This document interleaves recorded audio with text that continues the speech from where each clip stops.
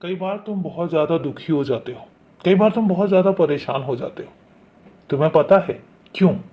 तो आज मैं तुम्हें तुम्हारे दुख का और कई बार तुम्हारे परेशान हो जाने का कारण बताता हूँ। तुम्हारे दुख और तुम्हारी परेशानी का कारण अगर कुछ बनता है तो वो है उम्मीद।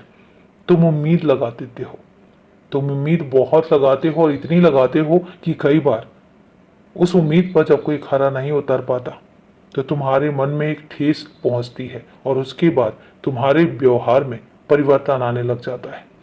कितनी आसानी से तुम किसी से उम्मीद लगा लेते हो, जबकि मैं तुमसे कहता हूं किसी से भी उम्मीद मत करो, कोई उम्मीद मत करो।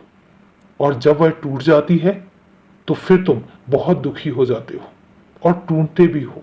तुम्हारे व्यवहार में वो टूटना झलकने लग जाता है। पहली बात, किसी भी रिश्ते में उम्मीद क्यों?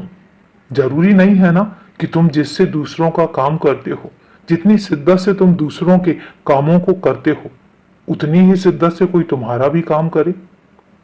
दूसरों की कद्र करते हो जितने प्यार से, जितने अपनेपन से, क्या जरूरी है कि उसी तरीके से दूसरे भी तुम्हारी कद्र करें? और कद्र करवाने की उम्मीद में तुम किसी की कद्र क्यों करोगे? मुझे पता है कि मैं बहुत ही कड़े शब्दों में तुमसे बोल रहा हूं, लेकिन सच यही है कि जब तुम उम्मीद नहीं लगाना चाहते हो तो फिर उम्मीद क्यों लग जाती है? मुझे पता है कि तुम ऐसे नहीं हो, मुझे पता है कि तुम उनमें से नहीं हो कि तुम बदले की भावना से कोई काम करते हो, मैं जानता हूं।